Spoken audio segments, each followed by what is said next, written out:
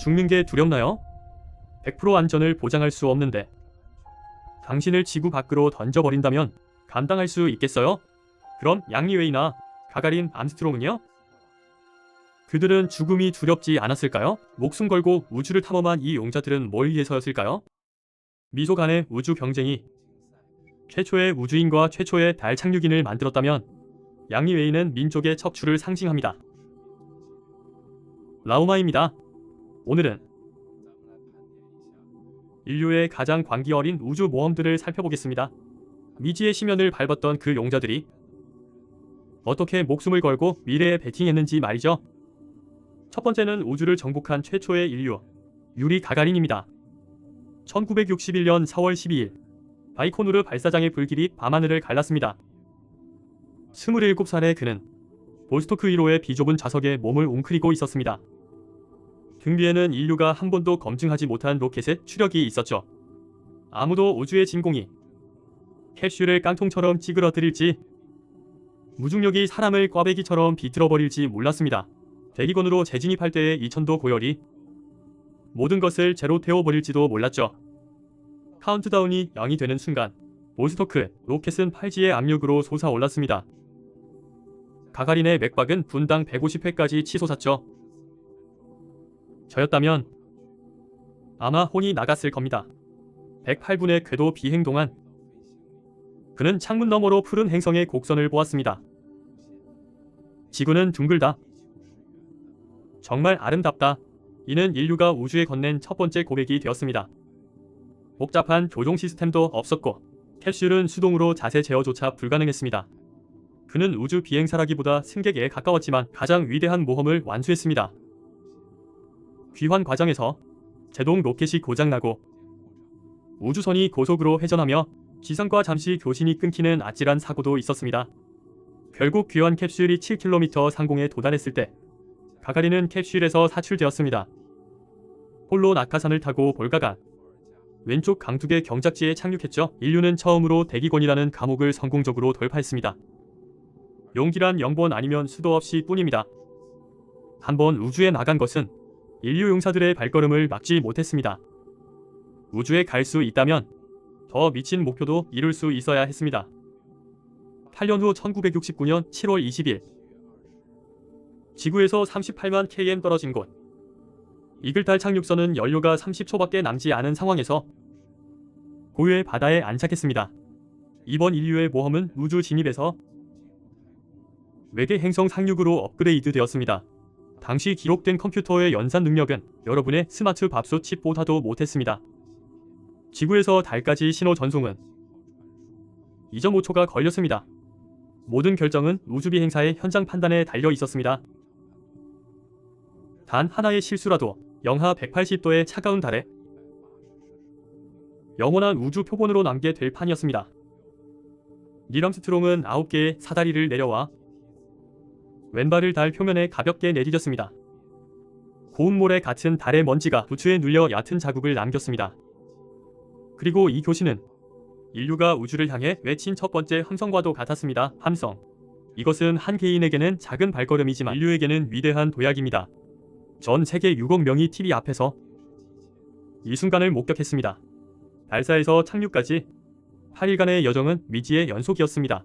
지구달 전이 궤도의 정밀한 보정, 달 착륙선과 사령선의 분리 및 도킹, 귀환 시 궤도 진입까지 모든 단계가 기술의 한계에 도전하는 것이었습니다. 암스트롱과 울드린이 달 표면에 인류의 발자국을 남기고 21kg의 월석을 가져왔을 때 인류는 외계 행성 착륙이 더 이상 환상이 아님을 증명했습니다. 하지만 그 후 우주 정복의 발걸음은 마치 일시정지 버튼을 누른 듯했습니다. 인류가 만족한 걸까요? 아닙니다. 광기는 멈춘 적이 없습니다. 짧은 비행은 우리의 탐험욕을 채울 수 없었습니다. 우리는 우주에 집을 지어야 했습니다. 그리고 이 도전은 인류 우주비행 역사상 가장 전설적인 우주비행사를 탄생시켰습니다. 세르게이 크리칼레프. 그는 최후의 소련인이라 불립니다. 1991년 5월 그는 소련 우주비행사로서 바이코누르 발사장에서 이륙하여 미르 우주 정거장으로 향했습니다.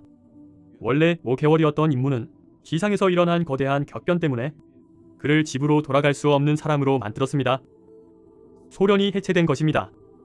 그를 쏘아 올린 나라가 사라졌습니다. 지상 관제 시스템은 한때 혼란에 빠졌습니다. 그는 무려 311일 동안 우주에 고립되었습니다.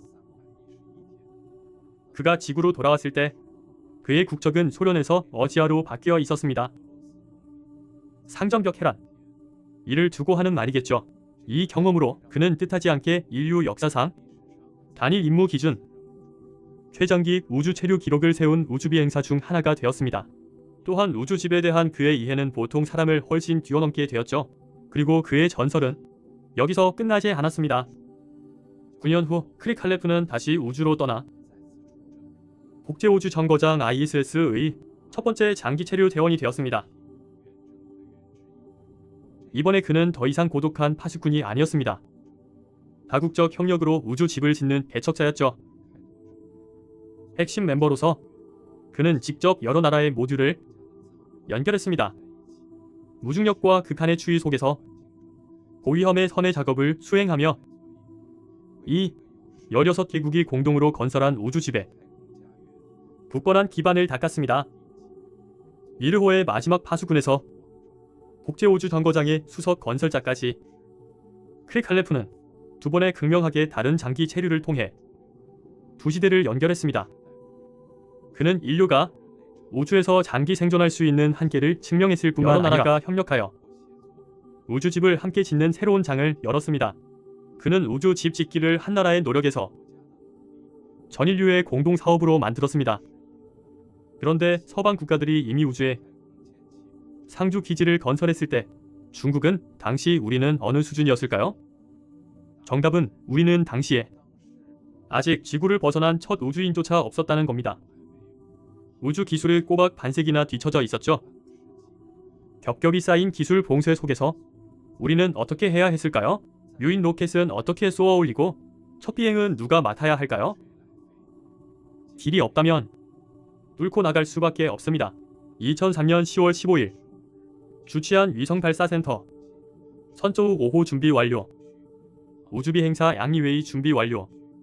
카운트다운이 끝나고 선저우 5호가 창공으로 솟아올랐습니다.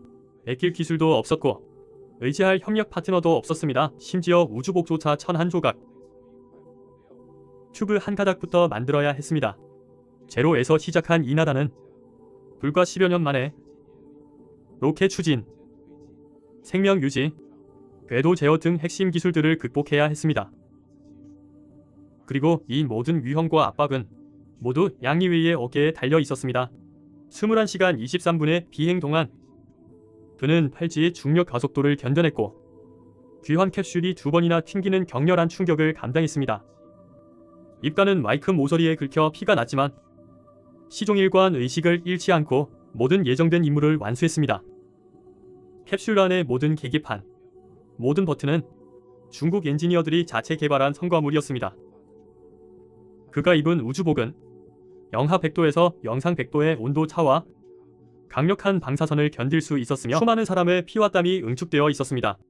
선저우 5호가 내이먼고 착륙장에 성공적으로 회수되고 양리웨이가 캡슐에서 나와 손을 흔드는 순간 중국은 마침내 독자적으로 인류를 우주로 보낸 세 번째 국가가 되었습니다. 우리는 수십 년의 시간을 들여 마침내 우주 기술 격차를 좁혔습니다. 하지만 이는 시작에 불과했습니다. 서방 세계는 여전히 중국에게 국제우주정거장의 문을 닫아 걸었습니다. 그들이 우리를 끼워주지 않는다면 좋습니다. 우리가 직접 중국의 우주정거장 텐궁을 만들면 됩니다. 2021년 6월 17일 선저우 12호가 텐궁 우주정거장의 테너 핵심 모듈과 성공적으로 도킹했습니다.